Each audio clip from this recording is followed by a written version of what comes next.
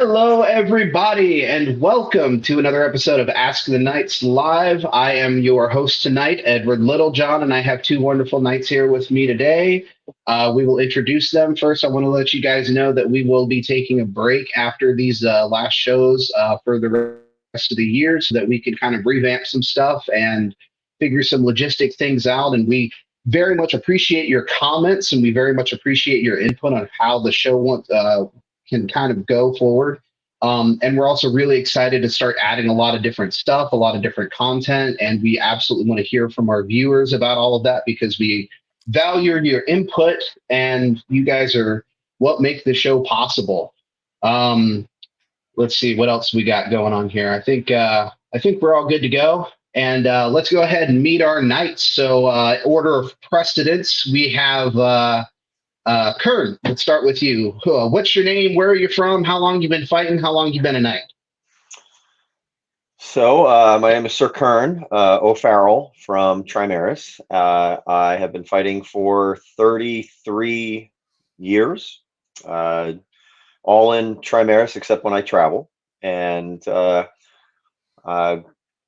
my high, because of the reason why I'm going first, although Teric has fought longer than me, is because order of precedence, I've reigned on the throne. So that was a great treat. But what was the other stuff you wanted to know besides how long or anything else? How long you been a knight? Oh, knight, 98, so 25, well, 26 years, I think, 25. Math is hard. Says the science teacher. Yeah, right.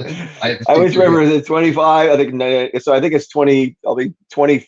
Last one was my 25th. So this October or this January will be 26. Yeah, 25. All right. And you, Teric? I am Sir Teric Gwyneth. I have been fighting for 36 years. I am a knight of Trimaris currently. I've been in Trimaris about 10 years now.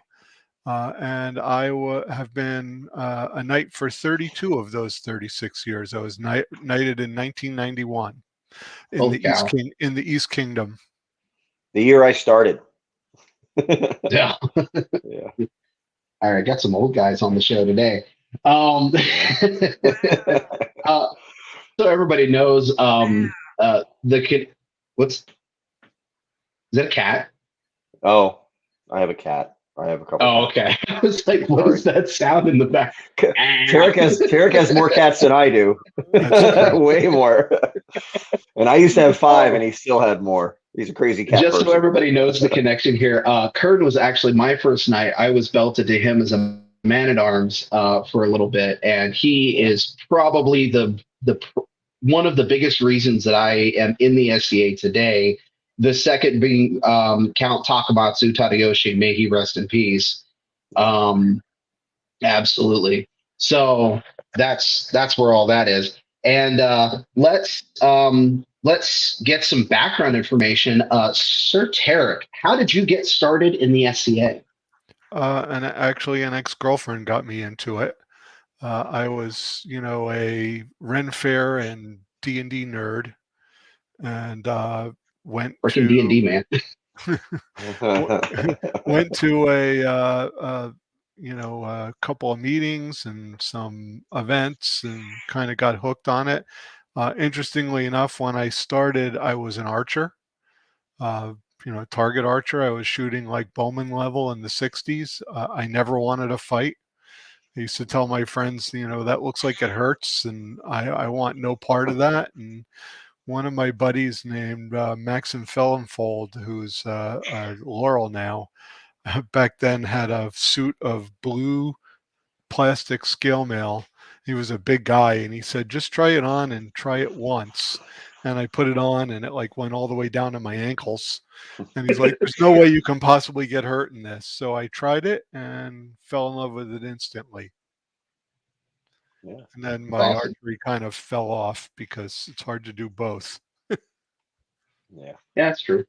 And you, Sir Kurn, how did you get started?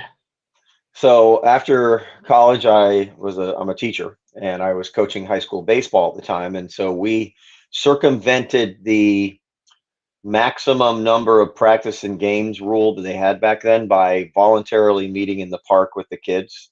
So we would have practice and games, scrimmage games, and in one of the public parks, there were these guys hitting each other with sticks and armor. And after I said goodbye to all the parents and kids, I walked over to them, and that guy became my knight, Duke Llewellyn, and great. It's been a great experience in the SCA. So I started. They said, show up. You already got a cup. So I did, and they said, show up with some gloves and some knee pads, and they didn't think I was going to come, but I went to his backyard the next week, and I've been doing it for, barring an injury here and there, I don't think I've missed more than I don't miss. I fight. I fight a lot. Yeah, that's true. Not as much anymore. I train a lot so that when I want to fight, I don't look so bad. So yeah, I'm doing it all that time. Yeah. And I mean, you're still dealing with injuries like right now.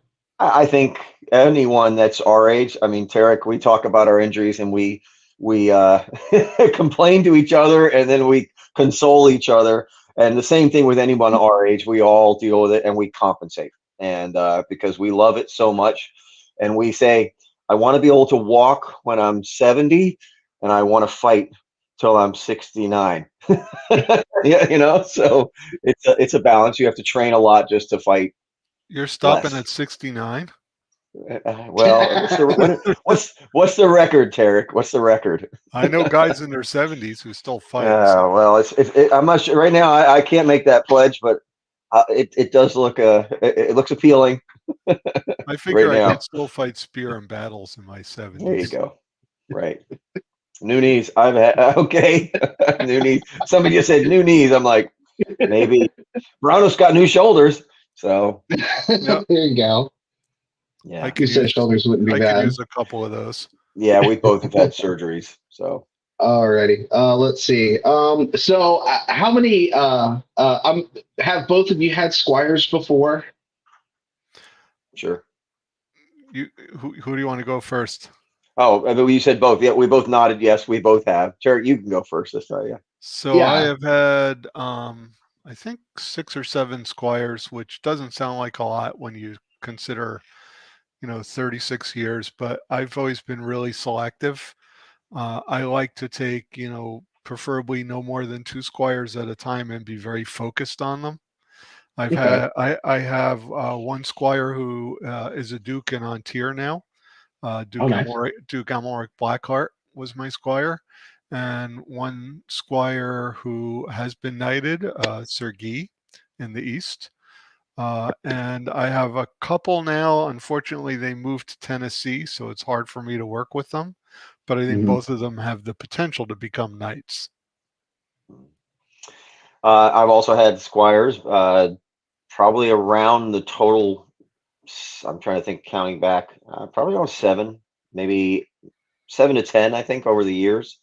I've also had one who became a Duke, one crowned in Trimaris and Meridies, and Thorsten. I have several other squires. Some who aren't that active. Right now I have 3 men-at-arms and 2 squires. Unfortunately, one is moving to Atlanta. He's a great guy. Yeah. And Teric forgot to name one of his squires. He had a squire at Penzic. I was his squire at Penzic. Remember Teric? I surprised him. I wasn't going to go to Penzic because it was during my pre-planning, and I surprised him and flew up without telling anybody or Pagan. And I ended up sitting in when he was sneaking into. He was going to his tent, so I snuck in and sat in his chair. So he walked out, and I surprised him. I said, "I'm your squire. I tried to carry your stuff." One of my squires who moved to Tennessee was supposed to come, and his work kind of screwed him over, and he had to stay for some training and wasn't able to come. So I was a stunt squire. Yeah. Gotcha. A pocket squire, I think, is what they call it these days. Yeah. Pocket squire. Yeah. We had a blast. I was only there for 3 days, but we had so much fun. Packed a lot in. So in regards to squire, there was a question that somebody had posed to me. What What, in your opinion, is the hardest thing to teach to a squire? That's on you, Kern. I would say perseverance. I don't know how to teach that. I can teach fighting and technique and strategy. I think perseverance is something that I encourage as much as I can, but perseverance is something that's I find hard to teach. So I try to encourage without blowing smoke. I think that's something that is important, being honest. And I also think my ability to teach has improved over the years. Although, coaching baseball was something that I had someone I could look up to, my father, and he was my coach, and I could see how he did things. And although some of it did transfer into my coaching as a medieval coach, a medieval fighting coach, it was focusing on the technique as opposed to the achievements when I first started teaching fighting, that I focus now more on the achievements, and every small step is great, and I think is worth celebrating. So that's something that I'm getting a little off. What's the hardest thing to teach? But it's probably perseverance, Okay. because I'll say this: my knight is the poster child that you can be the most unathletic person on the planet, Duke Llewellyn, not an athlete. I'm sorry, Lou, but phenomenal fighter and a phenomenal teacher. And because I think everyone can learn. I think a lot of it is on them. But anyway, so I'd say perseverance. All right. And Teric? So it's a hard question because I think, in my experience, every squire struggles with something different. So usually what's hardest to teach is, the thing that the squire is struggling with the most. I kind of agree with perseverance. From my perspective, one of the things I tell people when they tell me that they want to be a knight someday, I ask them, do you love fighting? Right out. Do you love fighting? Because if you don't love fighting, you are not going to have the perseverance to stick with it and make it to knighthood. If you're one of those people who says, I really don't feel like putting on armor today, or I'm only putting on armor because I want to be a knight someday, not because I love fighting and I'm doing it because I love it, you're probably not going to be motivated enough to get there.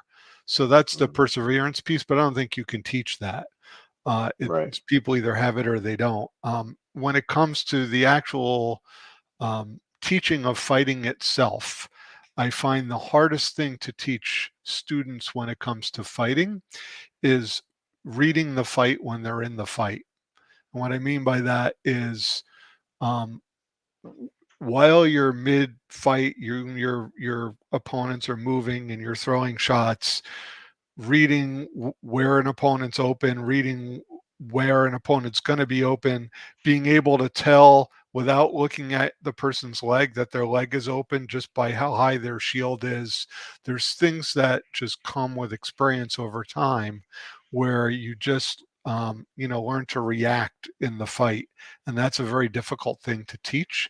I have come up with some drills that help with it. My first squire, Duke Emilric, was very fast. He had actually been fighting longer than me when I squired him, but he didn't have, any angles or timing. He just was fast. And I actually had to create some drills to kind of try and teach him how to read the fight, read the openings, figure out how to get his sword in them in the middle of the fight. And I created some drills just for him that kind of helped with that. I like to tailor my teaching to my specific students. I've had this conversation with Kern. I find that there's kind of two different ways to teach. If you look at like Duke Branos or you look at Duke Sven, they have a very rigid methodology, I guess, in how they teach. And you can look at somebody and tell if they were trained by Duke Branos or if they were trained by Duke Sven, just because they move the same, their stance is the same. I don't want to say they're clones of those people, but they very much fight the style that that teacher teaches. I don't teach like that. I look at my student and I try and make them the best version of themselves. So I try and find what they're comfortable with and work with that and improve on that. I don't think either way is better than the other. I certainly can't argue with the success that Branos and Sven have had pumping out, royal peers like mad. They're both very talented teachers. It's just not my preferred way of teaching. I've had success with my way as well. Yeah, I want to say something that made me think when Teric said something. So I think it's I like having Teric as my foil to discuss fighting with, and I think it's important to have that fighting community.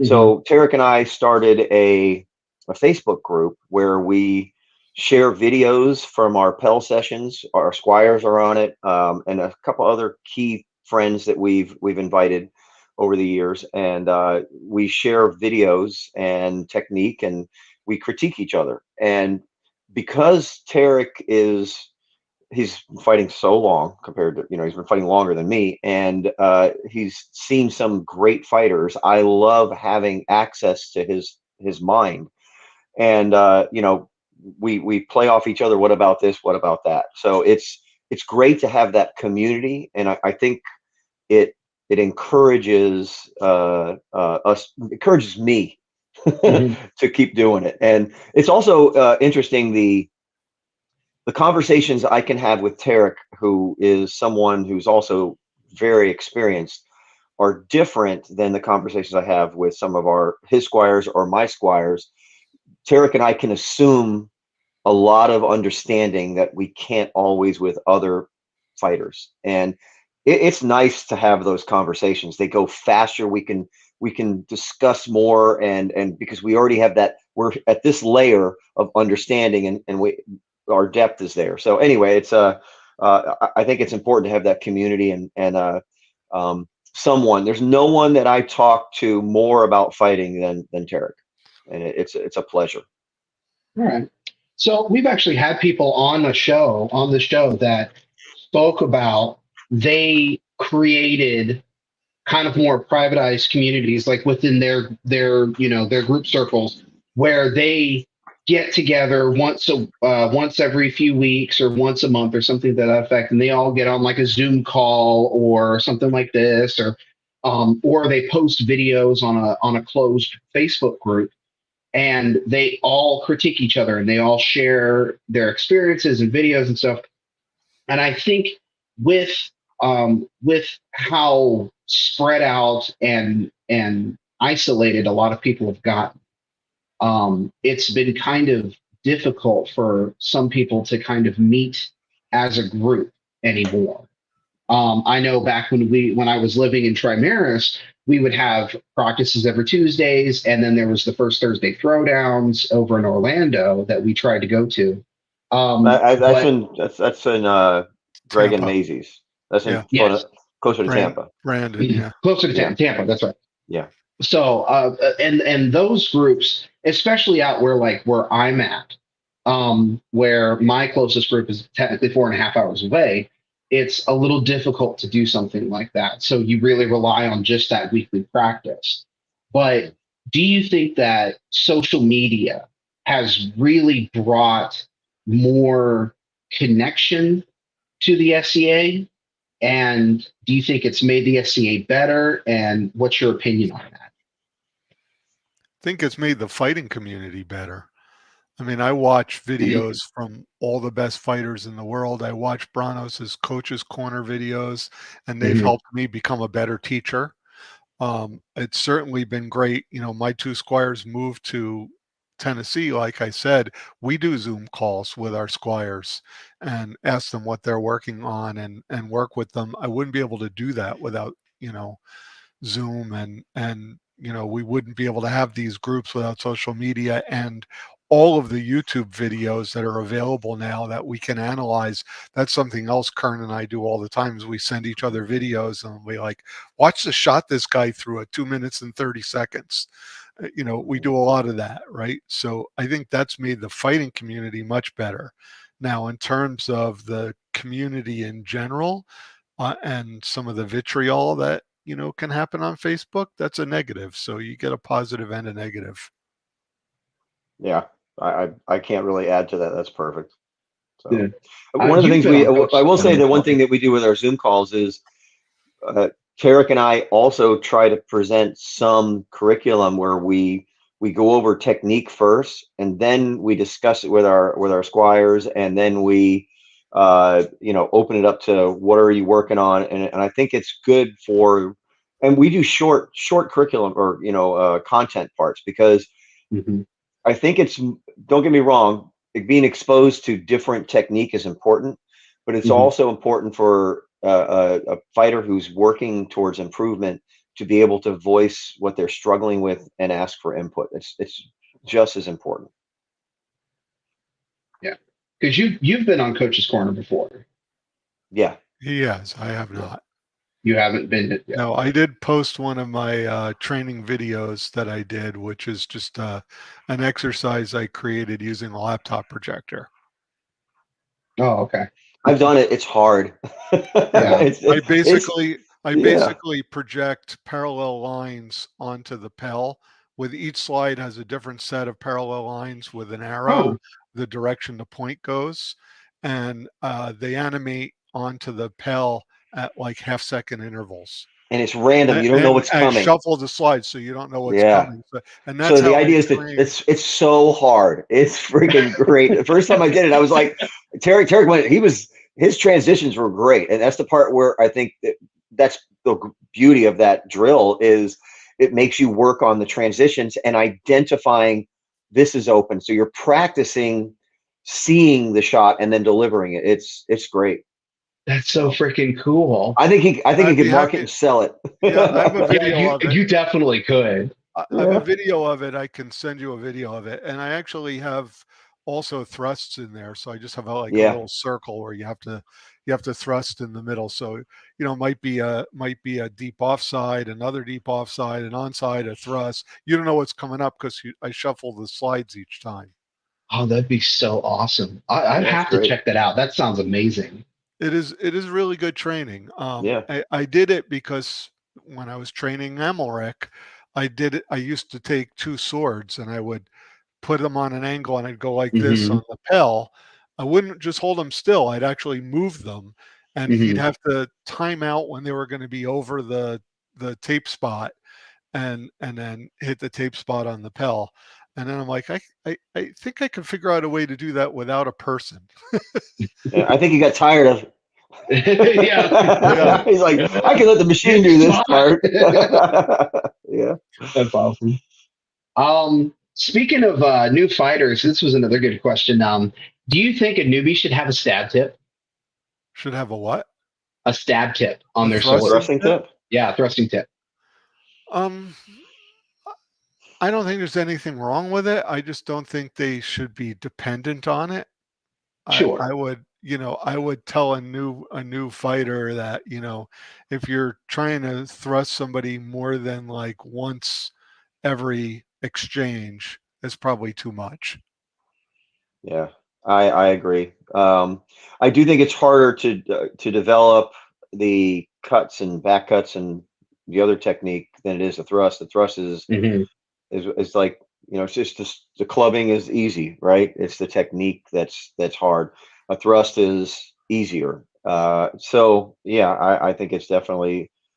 I don't know if it's not bad, um, but where you put your effort when you're training Hmm. is important.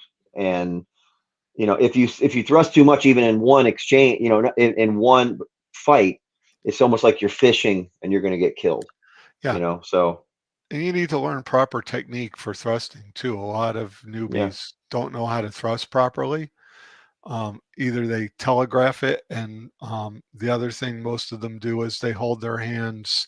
Let's see if I can get that perpendicular to the ground, and you don't have a lot of control when you do that. You really want to have your hand either palm down or palm up to get much more control. A lot of new people just instinctively just go kind of straight forward and miss. Yeah. Or they're like Kurn said, they're just holding it on top of your shield and they're trying to, it just doesn't work. It's just fishing or flailing. So I probably, if somebody was doing it wrong, I would tell them to take it off for a while and focus on learning, how to throw a snap, a moulinet, a back cut. But as long as they learn the right technique and they can absorb it along with the rest of the shots, I don't think there's anything wrong with it. I think it's interesting that question was asked, because I've heard that before. I haven't heard it in a while. And when they first legalized the low profile tips was when I started putting a tip on my sword. And I was one of the first in the kingdom. This is before Teric moved here. And man, I got a lot of kills, lots, because we just didn't thrust that much in Trimaris. And then what Teric said happened to me. I started relying on it too much, and then I didn't take it off. I just stopped. And I think that it's a thrust is a valid technique. I think people that don't use it, I don't know why. It's a totally valid technique, and it's not cheesy in any way. It's great, but just like anything, if you just keep throwing the flash snap, they're gonna block it. You gotta be very well rounded. And remember, you're not always gonna fight, like weapon style. If you're fighting a two sword or a polearm guy, you want a thrusting tip. And if you're fighting with two swords, you definitely want thrusting tips. Right. Let's see. What's the next question here? Let's move away a little bit from that, and let's ask about franchising. Who was the last one to answer that question? Was that Kurn? I don't know, but I'll talk about it. Whoever takes it. What does the term franchise mean to you? I should have this memorized, but the way I look at franchise in the SCA is probably a little bit different than some. I don't look at that as a virtue that I think some people think that franchise is the virtue that you get only when you've been knighted. And that's not how I look at it. It's the mystical one. The idea that you picked franchise is telling to me, because it's the one that's the most mysterious. And but for me, franchise in the SCA it's the kinship that I have with other people who are in the fight club of armored rattan fighting. I have franchise with both of you. You have put on armor and you are fighting and continue to try and to improve. Therefore, we have franchise. That's my personal way of defining franchise. Some people say it's the mystical, and I've heard other better definitions. Teric's very wise. He'll probably come up with something very cool to say. But that's my personal look at take on franchise in the modern SCA, the modern medieval world. So. It's all Amoric squires in Antir, my grand squires, I franchised over to Antir.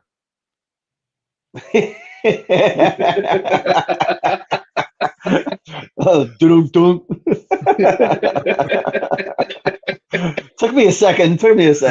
Yeah, I was waiting. Okay, 1,000, 2 1,000, 3 1,000. I can see the gears turning. Like what? Yeah, all comes out to a fun. I honestly haven't thought much about it. Okay. What I consider it to be. I just try and be a good knight. I don't really, worry too much about the traditional medieval knightly virtues. I just try and, be honorable.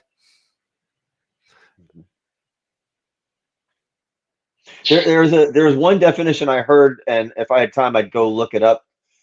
And I loved it from the historical perspective, but to me, in the modern SCA, like Teric, I look at the virtues of the SCA from the modern medieval world that we live in, more Victorian as opposed to, fealty as a a contract and with specific rules.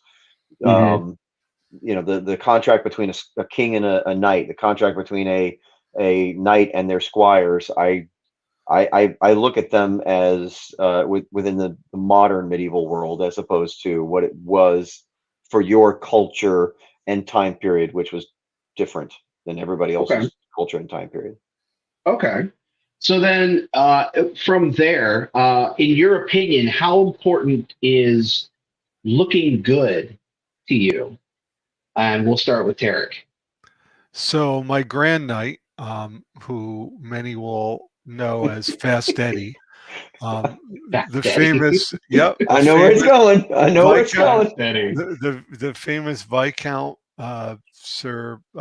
Viscount Sir Edward Ziffron of Gendy, who many people in the SCA knew well. He passed away. When I was a young squire, he told me it's more important to look good than it is to be good, because if you look good, you'll get laid. Oh my God. That's what he said. Words of wisdom from my grand knight. That's Oh horrible. gosh, Eric.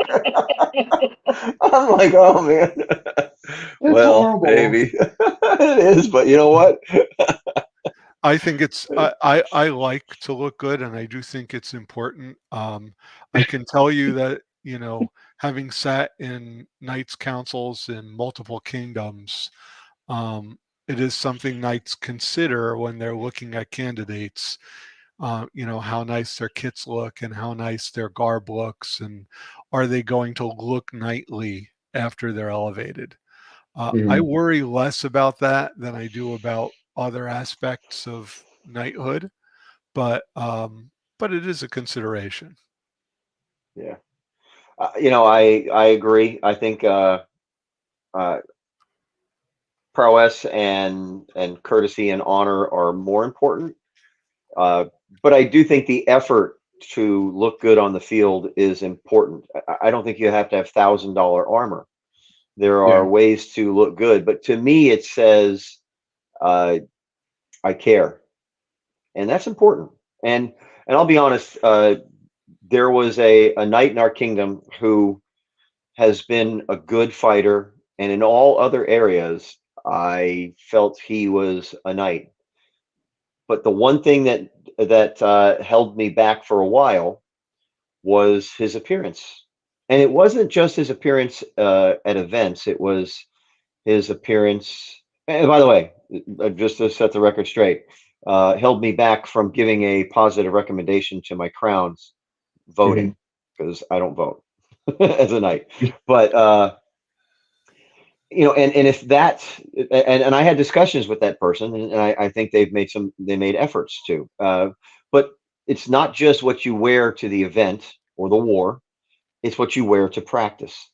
Because Mhm. someone is going to be wearing that white belt, and if you're going to be wearing it, and you look like crap, they're not going to think very highly of this game that we play. And I want us to look good, right? And listen, there are times, when I was, eh, if you're at the point where you're reaching the station of knighthood, I think that matters. If you're brand new and you got a bucket helm on, oh great, come on out here. How many weirdos are there out there that are gonna let me hit them with sticks? Come on, we'll help you look good so I can hit you some more, right? So, Yeah. but I do think it's important, and not just the how you look, but that there's some effort in a time period. I am not an armor expert, but you've been in the SCA as long as Teric and I have. We can look at it and go, that's 14th century Mhm. English. That's Hussar. That's I mean, I now if the Japanese samurai, I struggle. I can tell some of the very very old ones and the much later ones. The ones in the middle, not so much. But when it comes to Western, European, I have an idea of what some of those kits look like, and you know, I want it to look like something out of a book or something, that I've read or seen, and I love it when somebody captures that image. Mm-hmm. I think it's beautiful. Teric wears a coat of plates, and he's got a new one he's been working on, but I can tell he's the time period that he's shooting for, and I love that when people capture it. I think it's great. Yeah. And I remember one time I almost changed my persona for this one helmet because it was Frisian, and it was there's so many beautiful cultures and out there. I love them all. I want to own a kit of everything. To that point, I don't think it's important that your armor match your persona. I think it's more important that your armor matches itself. So I don't think there's anything wrong. Like, you can have an early period persona and have a later period kit. As long as your kit kind of works together, I think that's fine. And even within your persona, like when I was a landed baron, we had we had a Japanese event once, and we had a Seraglio event, which was kind of Middle Eastern themed. I would change my garb for the theme of the event. I'm a 14th century Welsh knight by persona. I wouldn't be wearing a kimono, but I wore a kimono for the Japanese event because I was trying to, participate with what my barony was doing. I don't think there's anything wrong with that. You don't have to stay rigidly to your persona all the time. There's too many cool cultures out there. That's right. Yeah. That's very true. Yeah, the Japanese has really kind of tossed me for a loop too, because like getting the timeline correct between Western and Eastern, when they've already introduced firearms, they're still doing armor and helmets. Mm-hmm. So even into like the 18th century, they're still doing, proper Japanese armor, like Japanese samurai armor. Right. So it really throws me off, and I can never point it down, because then I look at it and it's like, somebody was talking about, oh, well, this is this time period and this period. And I was like, okay, what year was that? And they're like, oh, well, it was 18th century. And I'm like, Bach was writing music at this time. And they're like, oh yeah, that's right. Bach was born. And I'm like, yes, Bach was born. He was writing for the organ. But yeah, so it really throws me off, from that perspective. Sure. But so let's see, what else do we have? Okay, here's an interesting question. I know we've gone past the half-hour mark. We don't have any viewer questions. It's mostly just Serge in the comment section. But here's a question that I had from another show that I didn't get to ask. But strap shield or punch shield? You mean center grip? Yeah, strap shield or center grip? You mean if I had to pick one and no other? No, like what do you prefer and why? Oh, well, I started with a strap shield, and then shoulder. Well, I always wanted, before my shoulder problems, I switched to a center grip, but it wasn't the center grip that caused the shoulder problems, but it's easier for me to compensate with a center grip than a strap shield. So I've been fighting center grip oval for a long time now, and that's my style. There are times when I wish I had a strap shield, like in the middle of a melee, as a center grip, not so good. No leverage at all. You also can't shield hook with a center grip as well. At least I have a problem with my left shoulder. So, but it's easier to do it with a strap shield. The center grip allows you to cover more range. It also allows you to make bigger mistakes, right? A strap shield, there's only so far you can go over. Center grip, I can go over here and I can turn it behind and cover my buttocks, right? You can't do that with a strap shield. But you also can't lift it up above your head and put it straight up in the air. Like you can't do that. You're not going to make as big of a mistake. But so it's kind of like, who are the best fighters in the SCA? I think you could find people that use center grips and people that use straps. it's what you specialize in is what makes the difference. But I use a center grip. Okay. I use a strap shield, but I have fought with a center grip and done well with it. And I have one in the garage I've been thinking about making. For righty on righty, I prefer a strap shield. Honestly, if I'm going to fight a lefty, I'd prefer a center grip. Really? Yeah, because I can cover my offside better with a center grip. Oh, okay. You can with my pull it strap down shield. here. Okay. Yeah. So I think against a lefty, I think a center grip is definitely an advantage. I'm very efficient in my shield work. I don't move my shield a lot. I do just a lot of little punch blocks and conserve energy a lot. I think fighting with a center grip, you probably expend a lot more energy as well.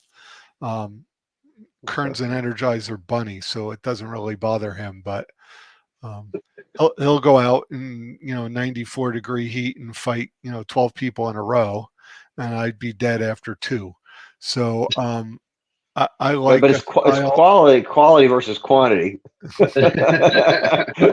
I may not be fighting so well after the 5th or 3rd. My style, while I do move my feet a lot and move around my opponent a lot, my shield doesn't move around all that much. I kind of try and minimize the shield movement, and it's almost always like right in front of my nose. And, I'll do a little punch block in here, drop to cover my legs, but that's probably the extent of where I'm moving. So, Sure.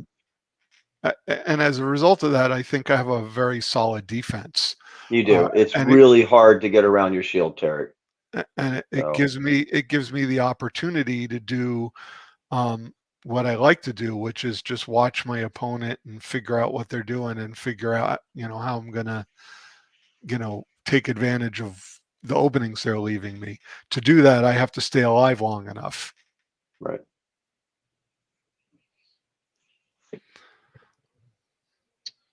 Alrighty, let's see. Sergio asked, do you use a heater? I do. Yeah, it's a strap heater. I use a strap heater. The strap heater? Yeah. Yeah. And I block almost everything with my point. Literally, I'm blocking like every shot that comes in at my head, I'm just blocking with my fist. Right. Okay. I punch so out.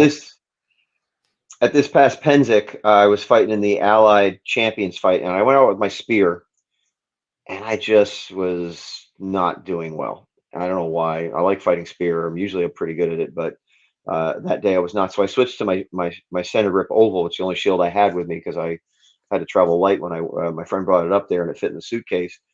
And it's barely 19 by 32. It's not the biggest oval. And I found myself, I was moving all over the place. I wish I had my bigger oval, but I was also getting pushed around and bullied. And I think that a strap shield, especially in melee, is far superior unless you can create, the overlap, which just doesn't happen because we don't train as armies. Our shields are not identical. We can't recreate the Norse, round shield overlap or the scutums, that the Romans did. We don't do that. So on the melee field, I still think to this day that a strap shield is superior. So, yeah. But I fight spear in a melee, and the next day it's spear on the bridge. Yeah, the next day I fought spear, and both Teric and I had a field day on the bridge battle. We had a blast on that bridge battle. We did really well. Our bridge was the last one to survive every single battle of the bridges. There were 7 of them, and I think it was 7, weren't there?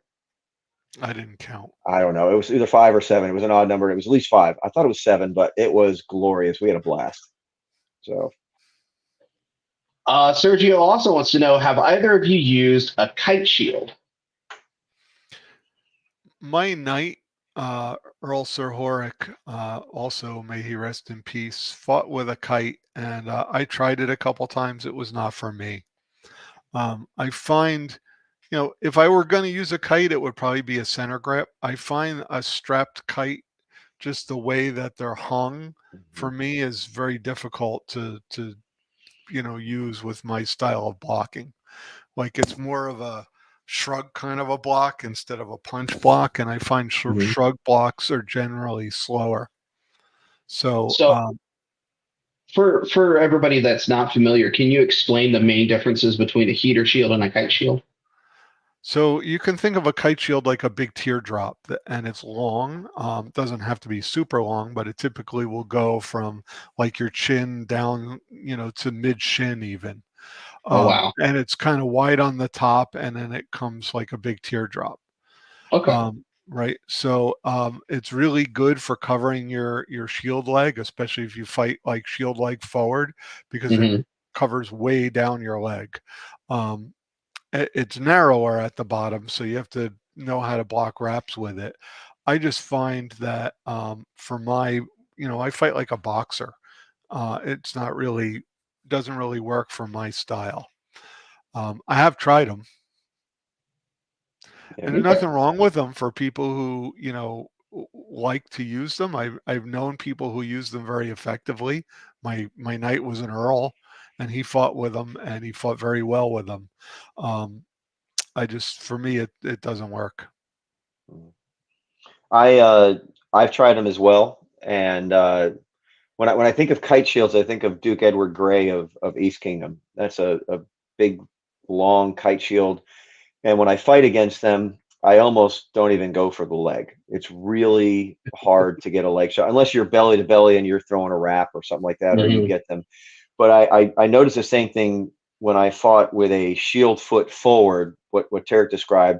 My shield sticks out too far when I'm holding it, as opposed to a heater. I don't have to work. It's a different angle. It's not as long, and it sits out, and it feels like they can get underneath it.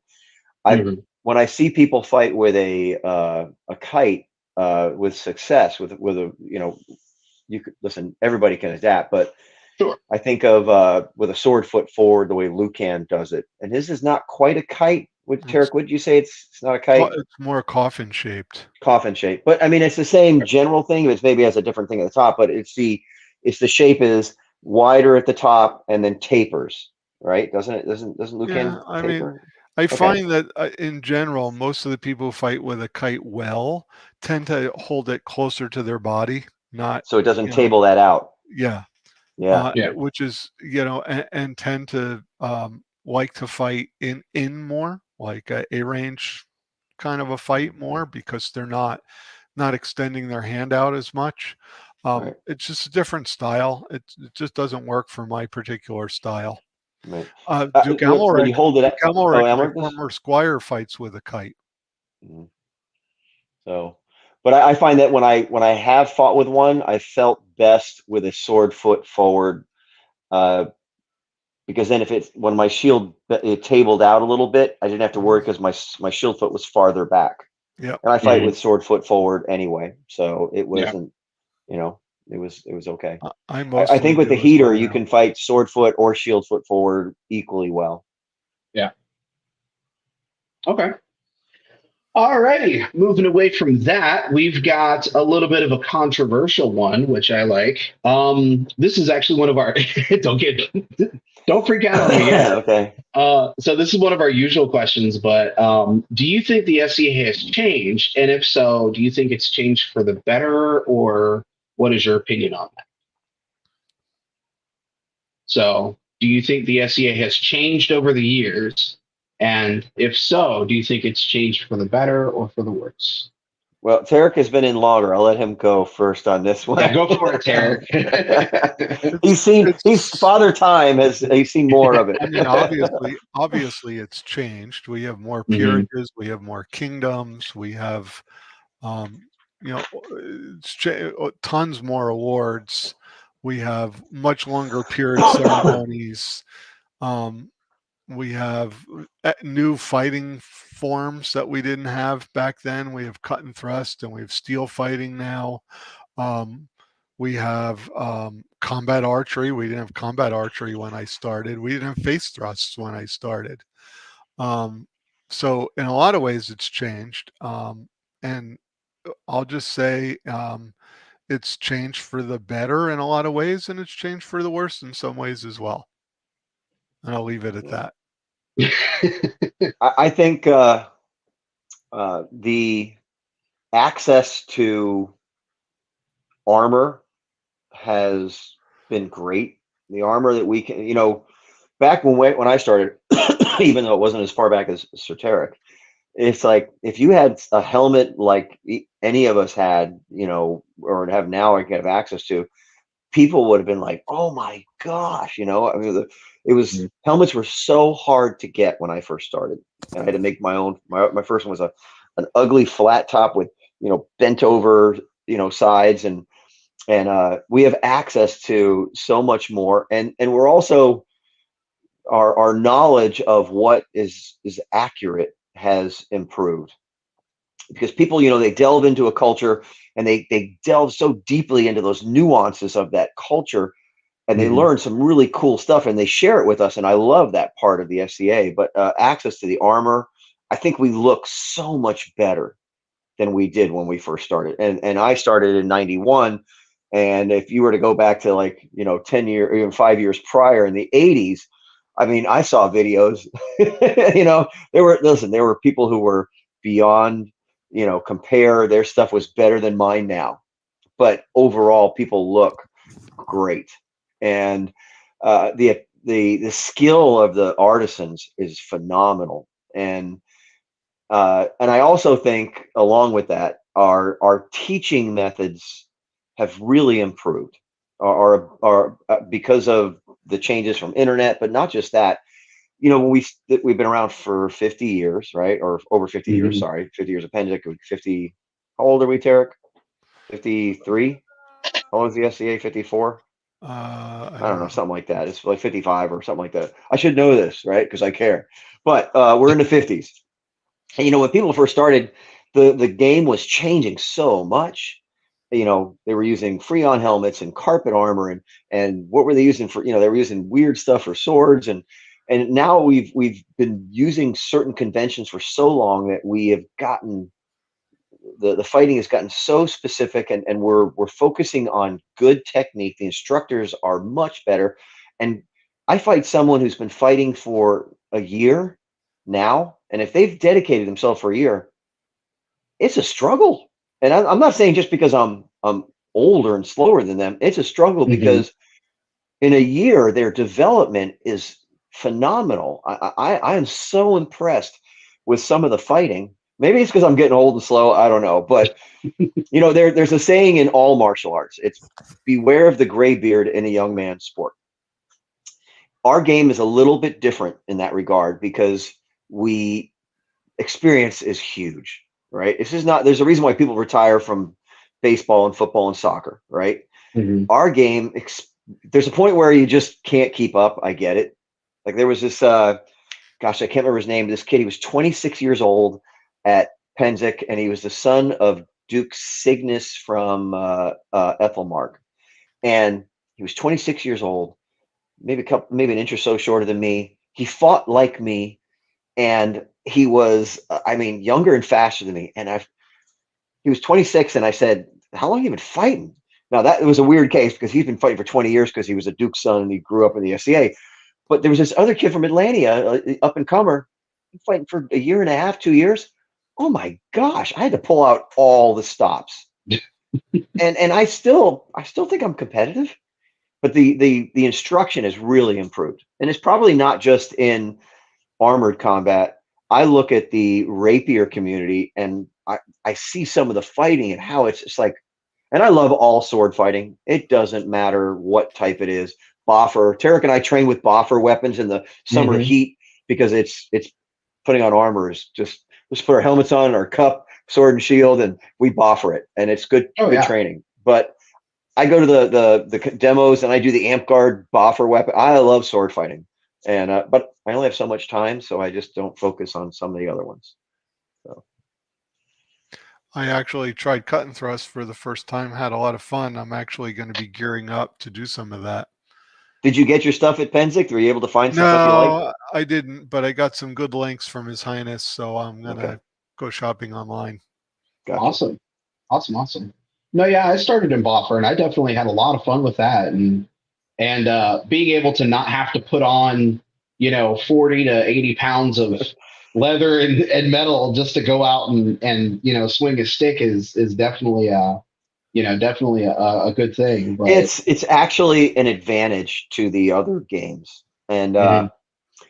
going to the big SuperCon demos that I've been going to of late. We have some in Tampa. There's big, super conventions over in Orlando. I've been to the one in Miami several times. Yeah, And I'll be honest, after we do our demo, I go over and I do the boffer fighting. It's yeah, glorious. It's fun. And I I've been talking with Teric. I've been talking with Sir Logan. I started writing a proposal to the bod about uh, how we can compete at make our demos more engaging with respect to, because when you're at at one of those demos where they have the amp guard or dagger here or whatever it is, Mhm. sign the form and they go out there and they hit each other, right? Yeah, of course. And so we have these rules that, and if they're different now, well, I didn't get told, and I've been trying to.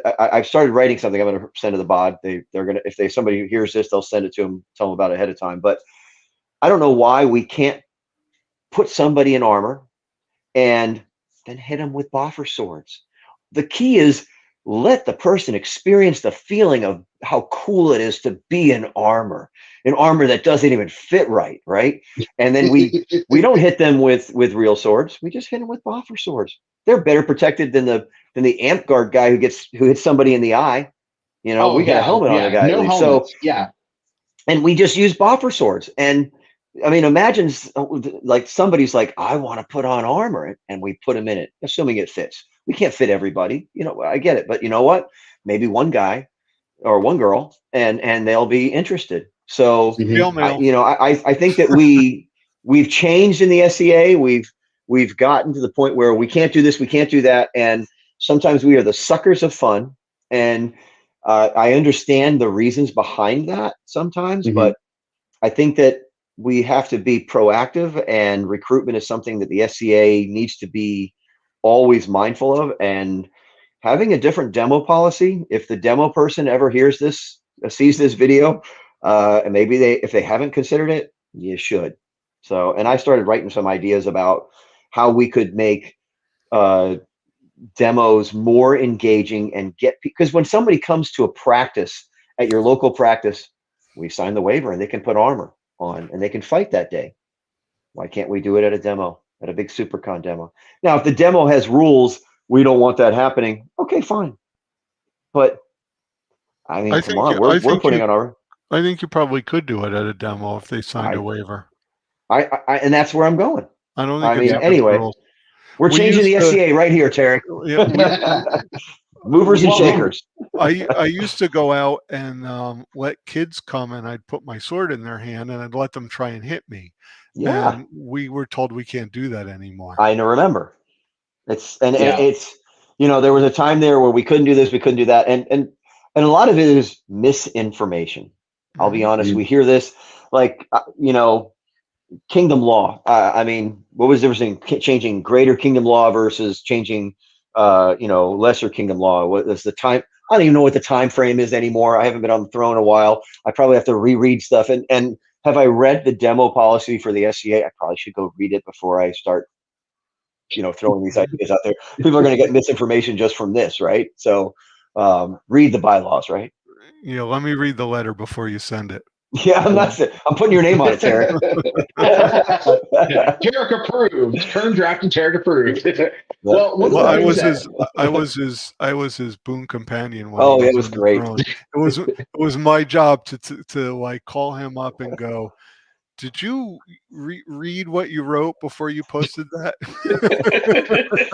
I always looked at him. The Roman emperor, when they had it, when they rode the chariot in with the red face, they had a slave stand next to them who would whisper in their ear, "You're just a human. You suck. You are just a human." That was what Tarek told me. He said, "You yeah. suck," and he Oh my still god. does every day. It's still We had a good such good time. friendships. Yeah. No, that was actually one of the things that we had a big issue with. Is we had one guy who came in who was a seneschal from another kingdom, and he gave this big stink about, we would occasionally have kids come in. We wouldn't block, we wouldn't actively do anything. We'd have the knight on their knees, just hold weapons in, and we'd have the Sure. little kid just smack him with the stick in the helmet, and they would fall over and stuff, just to have the little kids come in and do something. And then, but what happens when some big hulking 16-year-old who looks like they've been shaving for 5 years wants to come in? Oh, I'll take the stick.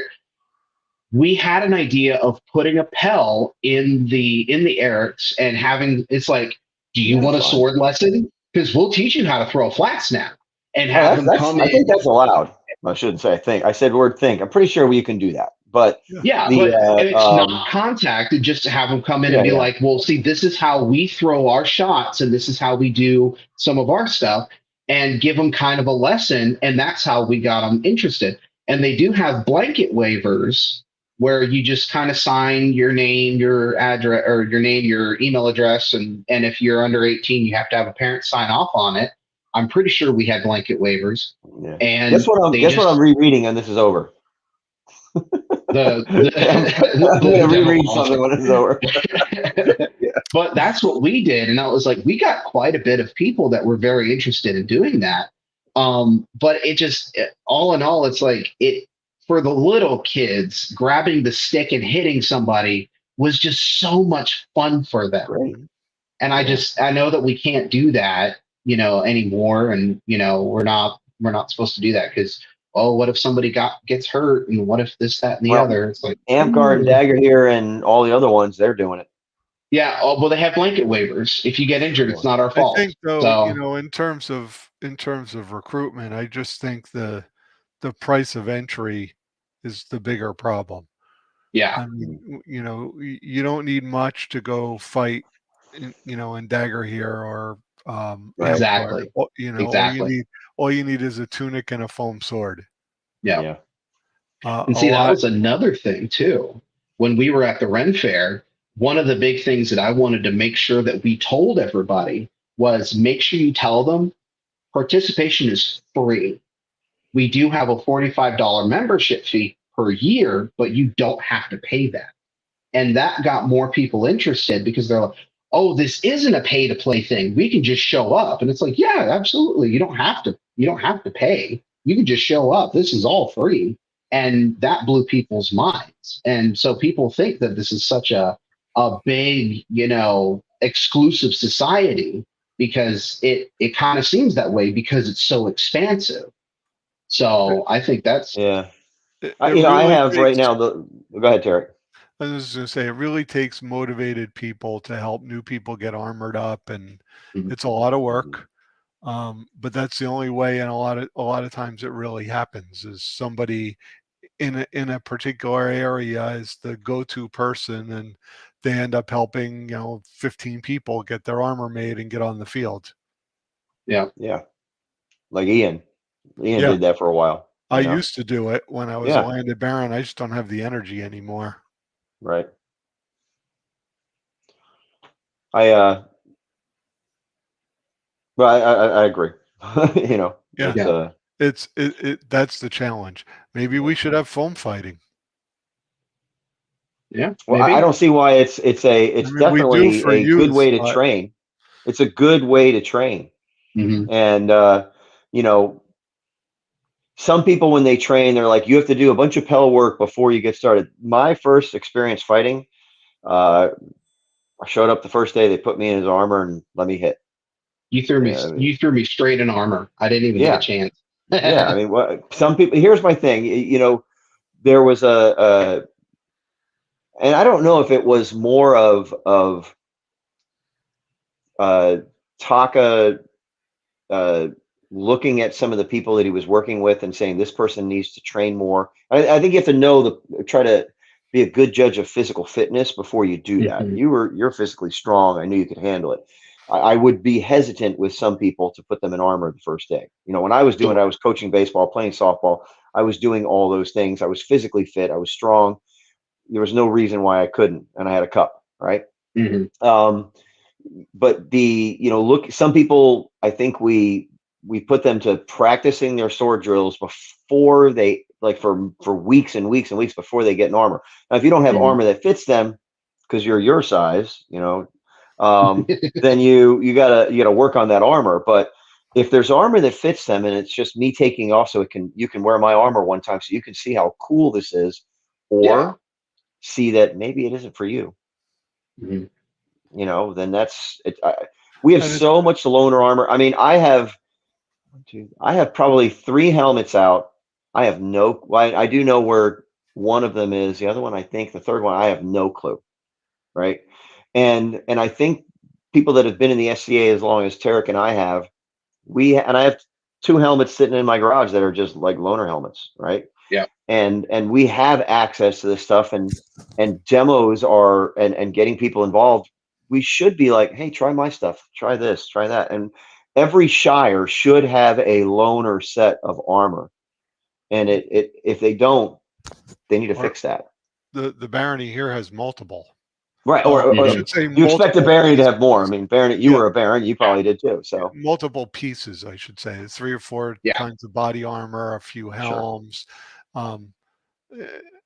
They don't fit great, and that's one of the things that new fighters run into most often is they're fighting their armor instead of their opponent because their armor gets in the way of them throwing shots properly. So it's one of the first things we have to address when we're training new fighters.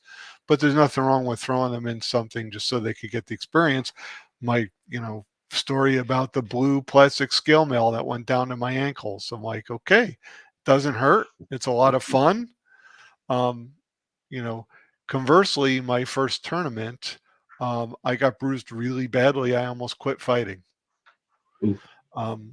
intentionally by somebody, because it was Ironman triathlon where you fought and then you raced to the archery field and then you shot a royal round, and it was best 2 out of 3. And I was a brand new fighter, and I was a great archer, and the person I was up against, I knew I could run faster than them, but they made sure I couldn't. Oh. So that was a bad experience. Almost chased me away. When I am training people, I'm very careful not to hurt new fighters. I don't believe in the learn to block something by bruising you over and over school. I pull shots, like you're open. I'll throw really light shots to still let people know that they're leaving openings, because I want them to, stay. And even the first time I actually throw a shot that stings a little bit, where they go, oh, I actually usually stop the fight and congratulate them. And they're like, why are you congratulating me? That stung. And I'm like, well, your defense got good enough that I actually had to throw a little heat to get past it. Yeah. Congratulations. And I turn it into a positive moment instead of ow, that really hurt moment. That's an achievement. Yeah. That's an achievement. And something that I also think we don't celebrate enough is authorization. Just getting authorized. What a huge accomplishment for everyone. I mean, it's been 33 years ago that I got, authorized or something like that. And it's so long ago that I'm like, but I still remember my authorization fight who I fought against and where it was. And it's special, and it needs to be special, and it needs to be celebrated. I killed the count. Sometimes we forget those little things. Count Victor from our camp that you met this year. Yeah. I killed him. He was my authorization fight. All right. Yeah. Nice guy. Yeah. Cool. I still remember mine. Who was yours? I can't remember. It was in Lakeland, wasn't it? Yeah, it was Tristan. Tristan. Yep. Yeah. Tristan was a lot of fun. He did a behind the back stab, and they were like, "Oh, I don't know if you should throw that." And they're like, "No, that's good because he needs to know about how to fight against weird stuff like that." And I think he tried to do the between the legs thing at me, and I'm like, "No." Probably got that from me. I don't know. I hope that everybody picked that up from you. Yeah. I don't know that I would do something like that in an During an authorization. authorization. Yeah. There's things you shouldn't do during an authorization.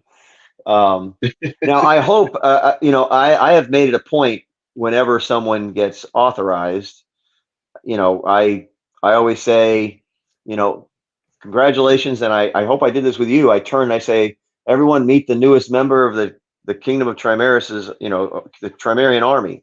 Pretty sure I did it with you too. Yeah, And I'm pretty little sure. things I'm pretty like, sure, yeah.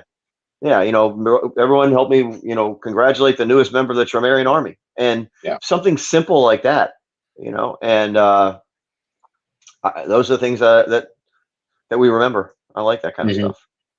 Yeah, it's always those little things that just that make the game so much better for everybody. Yeah, especially the new people and the young people. So, all right. I think that was we're past an hour, so I think we're going to go ahead and wrap it up. We're going to ask our last final question that we always ask everybody. We're going to ask. We'll start with you, Kurn, and then we'll move on to Teric. How prepared has the SCA made you for the zombie apocalypse? I think that probably because of our fighting conventions and zombies crawling on the ground, I think I would probably be less prepared because I don't protect below the knee. And I think zombies would crawl on the ground and bite my feet. So I don't think I'd be very prepared. I think I would end up, sure, I got a good flat snap. I don't want to be that close.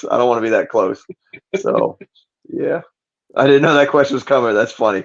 But I think I'd probably, for anyone that's ever done hour fighting and then has transitioned to rapier, which target the feet, it's a struggle sometimes because the habits we ingrain into our fighting that are very specialized. And I think that those habits could hinder someone that's got a zombies crawling on the ground at you. But I might have to get a long kite shield. I had that problem the one time I tried amp guard. Like, oh, I got to protect my feet. You got to protect those toes. Yeah, difficult. Steel toe boots. Just get some good work boots. I think more the survival aspect. I think I'd be more prepared because I'm, used to living in a tent for 2 weeks if I need to, and using propane stoves, and so from that aspect, weapon wise, I probably wouldn't want to use a rattan sword against zombies. My weapon of choice for the apocalypse is actually a wrist rocket. A wrist rocket? Okay. Yeah, because you never run out of ammunition.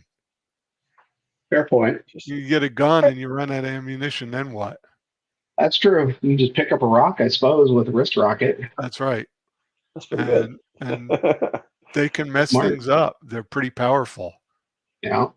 So even a bow and arrow, I mean, I once I ran out of arrows, the chances of me being able to make arrows out of tree limbs, no chance.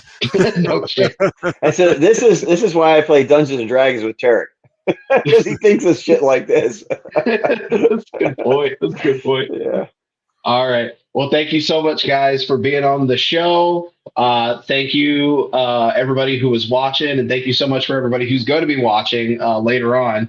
Don't forget, share your comments of how everything is, what you guys want to see later on as we start preparing on moving this in a different direction.